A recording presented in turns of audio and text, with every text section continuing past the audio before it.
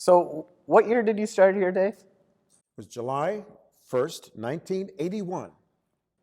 Fun fact. I was born the year after that. What makes that a fun fact?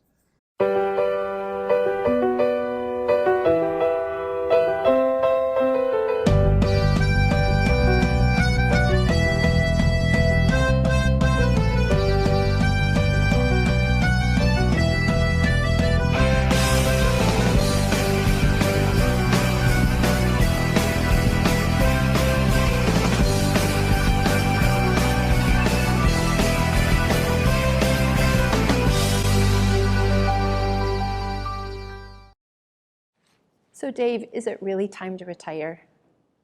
You know, yeah, I think it's really time to retire, mostly because I think this is a great time for Mt Calvary to make that transition. Started thinking about this, knowing that it would come eventually, and it just seems like now is a really good time to go forward. And I'm excited. I'm excited for Mt Calvary, and I'm excited for me. What's next? Well, what the plan is now is that when we bring in a new pastor, I will be here for a while and do some mentoring and share some information, knowledge of the congregation. Then I'll go away for a couple months and come back as a pastor emeritus, which we've decided is a nicer way than referring to me as the old guy.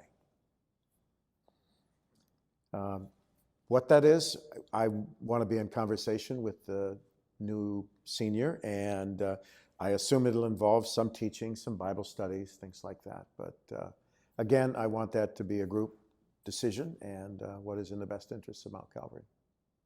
This is a big deal, 40 years, thinking about retirement and starting the process. How are you feeling about everything? Well, I feel great. I think certain pieces of this, we've spent a lot of time, about 6-7 years, talking about it, planning for it, and thinking about how it would happen. But I'm most confident that we have excellent people in the call committee, church council, that our staff is strong. I think it's a really good time to be making the transition, and I'm just really confident about all the people who are involved. And I think it's the right time for Mt Calvary.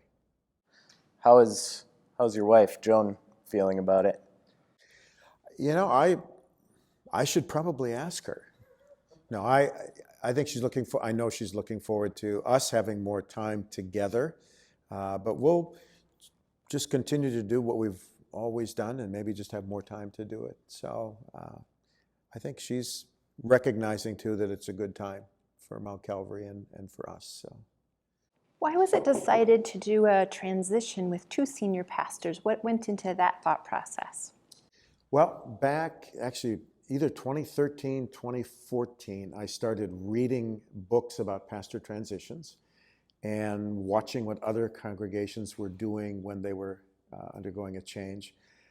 And came across one book, Elephant in the Boardroom, which did a great job of outlining different ways that different congregations could do it. And I thought it was really a very compelling intro into the process. So decided in 2015 to gather about 12 Mt Calvary leaders, people who knew us well, read the book together, talk about the different transition models. And we decided that the best way to do this for Mt Calvary was to have an overlap between my leaving and a new pastor coming. And studies have shown that when there is a gap between a pastor leaving, particularly a lead, and then a new one, that things tend to go on hold, and that there's a gap of people not wanting to make decisions or being cautious.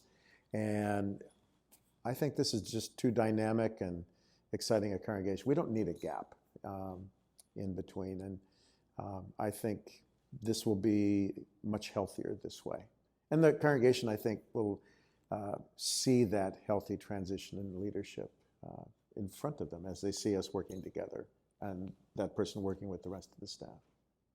So there's been extensive preparation for this moment. You mentioned it was years ago you read Elephant in the Boardroom, and since then the council has been thinking about this, strategizing, an HR advisory team was put together to think about this and really kind of plan for what this process looks like. Can you talk a little bit more about your confidence that we're approaching it the right way and that we will find the right fit for Mt Calvary? One of the things that we're doing that we haven't done before in other searches and call process is that we've actually hired an executive search consultant who is working with us. I think that's a real exciting added dimension to the way we've typically looked for new staff. This person spent a lot of time interviewing members of the staff and leaders, getting a sense of who we are. And in addition to our relationship with the synod and the bishop, this person will be looking for people who fit our profile and who would be a great leadership potential for us, who may not be looking to move. And typically in the processes that in prior times, we tend to get resumes of people who are looking to move and wanting to move. And this is just another level of searching that will help us, I'm pretty sure, find the right person, the right fit for us. The other part that gives me great confidence, Matt, is this call committee has worked really hard in developing the congregational profile, the pastor's profile, looking at job descriptions, being very thorough and coordinating all of that work with the 4 pillars that the council set upon based on research with the congregation and others, our pillars of grace and hospitality, love, and service. So I'm just real confident that a lot of good work has gone up to this point for a number of years now. So we're ready. Yeah, it feels like we're ready, we're prepared. The call committee really stepped into a situation that was teed up. I don't think it could be teed up any better for them as far as just, thinking through it. It's been years of preparing for this, which thank you for that and being so graceful to give us the time to do this properly, pushing us to think about it years ago, and then now having the flexibility on the back end to, give us the time to go out and find that right person. So thank you very much for that. Yeah, you're welcome. Another piece I think that makes this a good time for me and for Mt Calvary is I feel very confident about the quality of our staff and that a new person will step into a healthy and strong environment with some very strong colleagues. And we get to go look for somebody who doesn't have to come in and fix something that's broken, but is able to come alongside some very talented leaders that I think will make this a very appealing call for a number of candidates. There are so many strengths with Mt Calvary, and Pastor Dave, you've just laid this great foundation to be able to turn it over to someone else and for what awaits us. How do you see the call committee being able to work with you to be able to accomplish that? Yeah, the call committee, part of the selection process is to make sure that we had people who really understand the culture and who are able to discern in candidates whether or not this person is a good fit for the culture and can also take the existing culture and grow it and develop it and bring new insights and new vision to what we do. The call committee has had conversations with me. I think obviously most of them have known me for a long time. My relationship in that whole call committee is I am there for questions, but it is really the call committee's work that will be discerning the next senior leader. Because I want to make it really clear that I'm not looking for the person who will come in to take my role, but it's this congregation through the work of the call committee and the council that is trying to discern who is the next leader for Mt Calvary. So I'm there for reference and I'm there for questions, but I'm not on the call committee, and we have people on that committee that know our staff well and also know this congregation well. So When we talk about the new pastor, what are some of the top qualities that, one, you've heard through the preparation that has been done that the church would like to see in the new pastor? And two, personally, what would you look for in the person that's coming in after you? What we hear over and over again is this congregation expects great preaching, and they expect somebody to come in and be able to not only preach well, but teach and be a good communicator. So that just rises to the top always. I think the other part that Mount Calvary would expect is a leader who really gets along well with other people in leadership positions.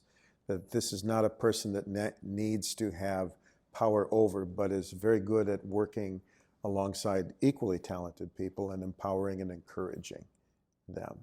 I think that also came through very strong. So those are probably the two things I would say come through the strongest: the communication skills and also the ability to work with people. Collaborative leadership has been a term that has popped up through this process. And you think about everything this church is involved in and all the people that contribute to this church and everything the church does out in the community.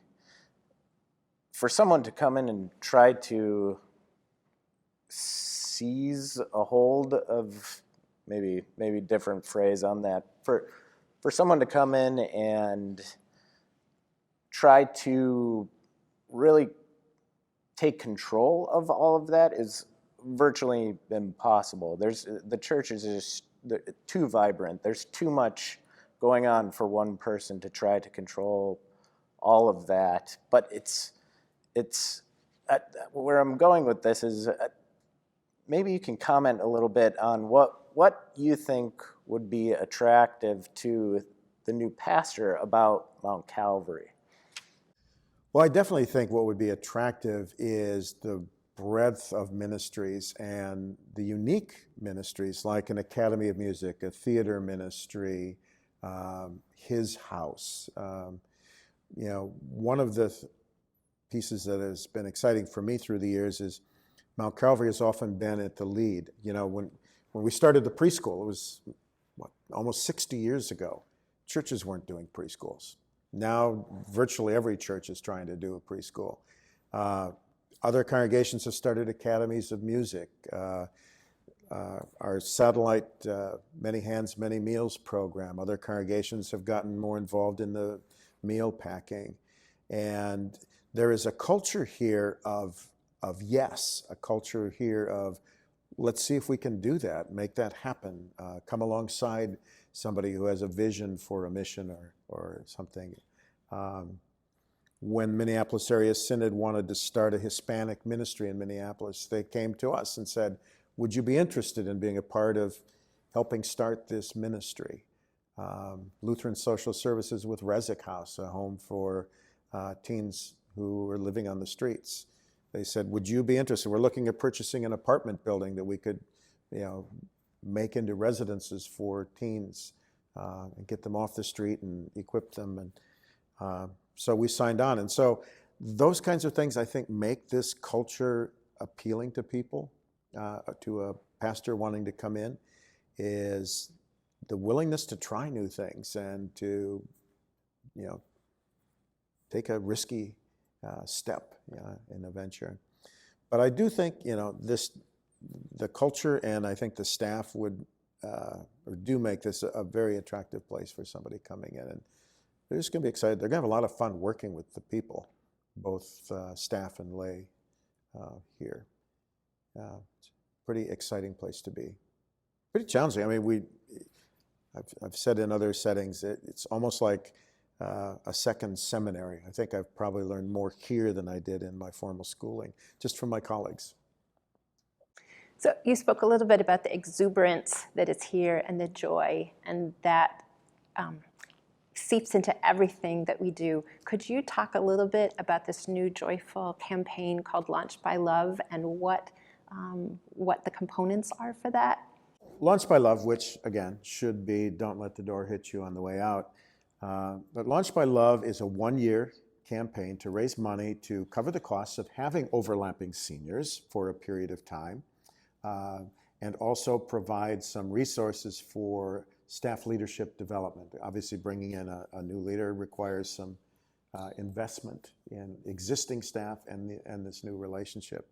Another component is technology, upgrading some of our technology here as part of our capital efforts. And then the third part is we always give away 1/3 of whatever we raise for these campaigns to our benevolence partners, some of our longstanding partners. So, and I think looking to launch the congregation into the next step of its life together and to launch a new pastor into their ministry here and launch me right out the door. So actually, temporarily, then I come back and part-time. Yeah. So when you come back, what are you most excited to do? I'm probably most excited to come back and do more teaching, more Bible studies. And I think that's a place where I can offer some leadership and some of my experience without getting in the way of the existing leadership and staff and the new pastor. I think it's very important for the congregation to understand that I am no longer the senior pastor, that I am a support person in this staff and here to do what is best for Mount Calvary. So, but probably Bible studies, I would say, is what I'm most excited about being able to continue to do. Well, I think we speak for the entire church and say we are excited that you want to come back.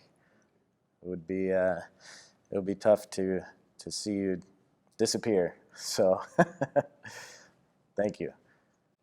When you retire, or at least when you're on your leave, I know that you love to read. Do you have some good books waiting for you? What are you excited to do while you're taking that time? I'm going to embarrass Joan, and I apologize in advance, Joan. I have stacks of books. I have bought books for the last 40 years that are waiting to be read, and I always seem to be reading things that are preparing me for a next step, whether it's a Bible study or, but there's so many things that I want to read and would love just to even to take some classes. One of my dreams is to just audit some classes at a college or a university. Just want to keep learning, keep growing.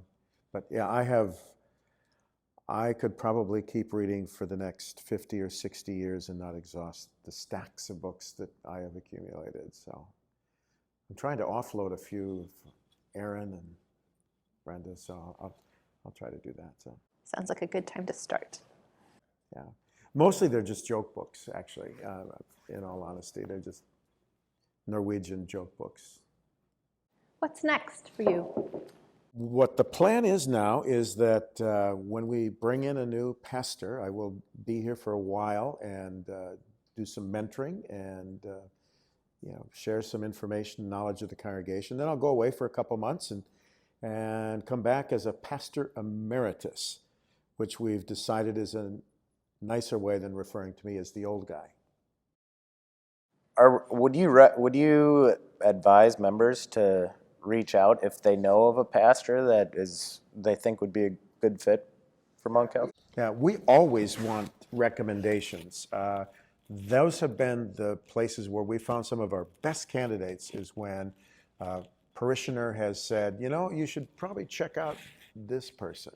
And we've asked for their resumes and we've been extremely delighted. People who know us and then know a candidate might even be some of the most successful at helping us make that connection with somebody. Talk to us about the sequence of events once the new pastor starts. What does that next 3-6 months look like? When that person starts, the two of us will share my job description. And we will work together, and over a period of time, there's no specific deadline. We'll see how things progress. But over probably a month or two, maybe 3, we'll work together. And what I will do is I will gradually step back, and that person will gradually step forward while we're working together. And then when we feel it is time, we meaning the church council and staff, when we feel it's the right time, I will go on sabbatical. There will be a very public recognition that this person is the sole senior pastor. After a couple months sabbatical, I'll come back in that emeritus role and just be here in support. Pastor Dave, what's happening right now when we're calling this new pastor? What's going on behind the scenes or in front of the scenes? Can you fill us in on that? Yeah, a lot of the preparatory work has been done. A pastor profile, congregational profile, job descriptions. Right now, the executive search person is contacting people and trying to find out if they're interested. The bishop's office sent a representative here, and they're involved now in looking through their resumes that are on file, and we'll be sending some of those profiles along. And once the call committee gets those, they'll start going online to just, see who these people are, what the congregations are like that they're in, sample some of their preaching and maybe some teaching that they can see, and then decide together who they want to interview. Their first day here, what will be your first piece of advice to them? I would have them walk with me over to the deli at Kowalski's. And then I think take the rest of the day off.